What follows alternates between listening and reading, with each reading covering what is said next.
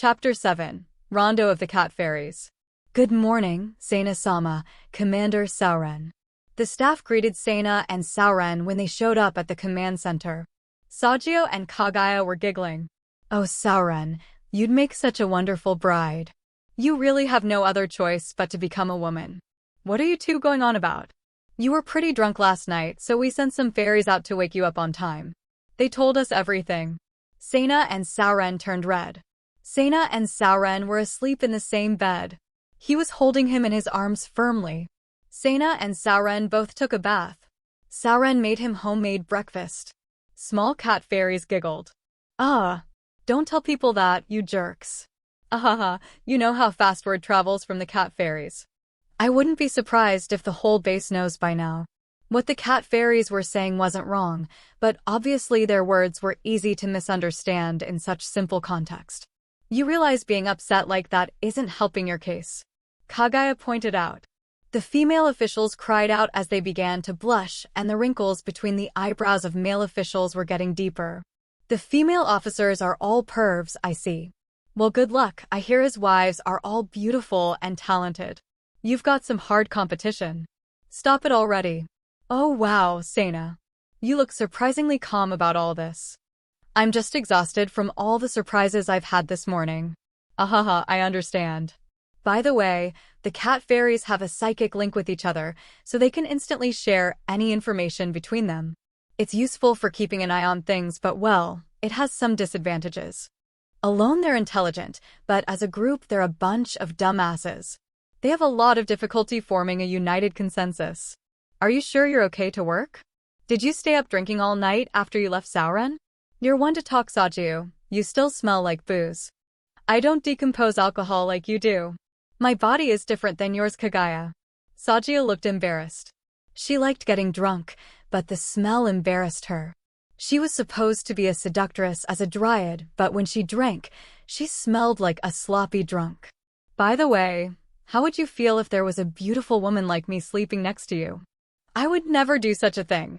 Really, but I hear you live with women like Amain and Jayakiran. Are you saying you're immune to their charms? I'm saying that Sauren is different because he is a guy. Oh, I see. So, it worked out after all. Sajio handed a coin to Kagaya.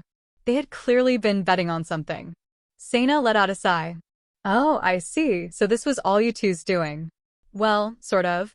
We were just trying to figure out how we were going to go about finding you an escort. Escort? Although the staff here has been picked carefully, there's no guarantee that one of them isn't a spy. There's the possibility that some people want to hurt you, so we need to assign you a bodyguard to escort you at all times. I don't need to sleep, so naturally I nominated myself. But Kagaya didn't like that idea, Sajia said. That's like putting a wolf in charge of guarding a sheep.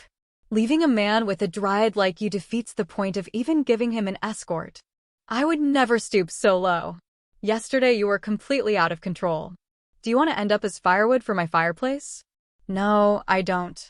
So, I guess it's a good thing us dropping off Sauren in his room worked out. You did that. Sauren was a good candidate. He can use magic and is also a master of self-defense, so we dumped him in there with you using Sajia's sleeping magic. Oh, so that's what happened? So, what do you think about having Sauren as your escort? Before I give you my impression, I think we better make up an excuse, Seina said in a panic. An excuse? Sajia.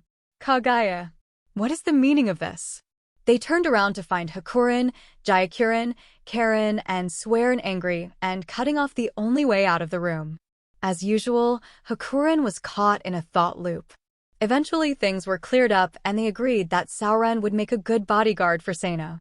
They then moved on to making proper living arrangements for Seina. They formed a new area on the ship for him in the Burst Squirrel and then went on to discussing strategy. I have no doubt about Kagaya's skill, but I'm worried what might happen when we're up against the third-generation humanoids of Himik. Hakurin said. What? Kagaya and Sajia were surprised to hear this. Is there a possibility of them coming out of hiding? No, of course there is. We should always consider that a possibility. But isn't this a bit quick? Last night, Jayakiran received a confidential report from her kingdom's main planet. It seems they are making some big movements lately, so be careful. Jaikiran's country had the weakest military of the 5 countries, but the best intelligence-gathering network. Even so, Himik is an unpleasant name to hear. Doesn't it have the same name as the second-generation robot that fought against ZINV before the establishment of the prehistoric civilization? That would be bad if it's more powerful than a third-generation Wushan. No, this is something different. It was first seen almost the same time as when the Renza Federation was founded. It was not a pirate, it didn't belong to any country. It called himself the Maiden Knight Himik to those who encountered it. But didn't he say that Himik was destroyed by ZNV? Hakuran said. I don't know about that, unfortunately. I don't know if this is the same Himik that D has spoken about. It is unknown whether that even exists anymore to begin with, but there's no doubt that the Maiden Knight Himik exists. It is a quite powerful top-ranking heavenly knight, and lately it has been giving pirates high-ranking armored cavalry. If there is no problem with light hawk wings, my Moonlit Knight will not be lagging behind. But I heard rumors it had light hawk wings. If it has light hawk wings, it must be at least a 3rd generation. We have no confirmation of that. All we know is people have seen it put up a very powerful shield we have never gotten proper recordings or readings on, so it is all conjecture. Unfortunately, we don't have much in the way of actual information on Himik besides eyewitness testimony. So, what is the highest generation we have? Kagaya, what's your knight at? It's a 5th gen, unfortunately. Getting a 4th or 3rd is impossible for anyone but royalty. Oh, is that so? I have no doubt in my mind that if Sena sets our coordinates for a jump, we'll immediately encounter pirates or worse, the Maiden Knight. So, you think we're going to have to involve ZINV? If the Maiden Knight's light hawk wings are fake, it shouldn't be an issue, but we don't know for sure. But if they're real, that means they have an absolute defense. Wait, do you not know about the light hawk wings' weaknesses? What? Everyone but Sena said, surprised. If you get them to cover fire from every direction with 3 light hawk wings, you can create a slight gap in its coverage, and then you can target the gap.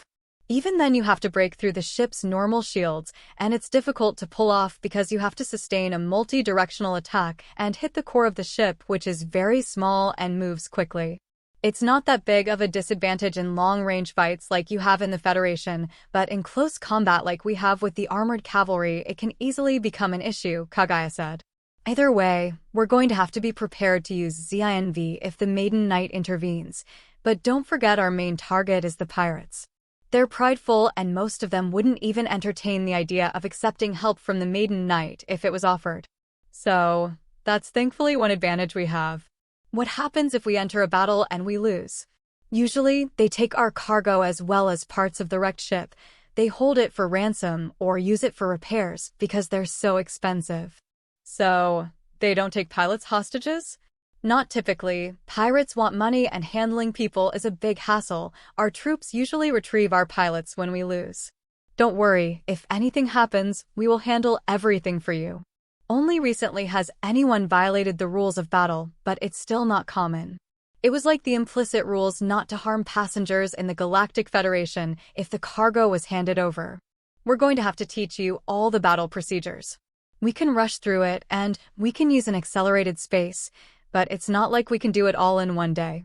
So, for now, I think it might be better if we just let Kagaya get you familiar with piloting ZINV while we train you, if that's all right with you. I can train you on light hawk wing countermeasures while we're at it if you like.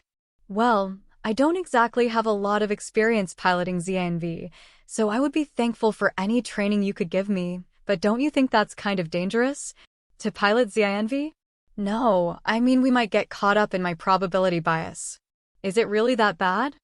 I'd be fine if something went horribly wrong and it was just me, but I really don't want anyone else getting caught up in it. I can bear it, but ZINV can cause major damage very easily. Really? They seemed confused because they had yet to witness any really bad examples of Sena's bad luck yet. Actually, I think that might make training even better. As long as I'm in my 5th generation knight, I should be able to avoid any life-threatening injuries.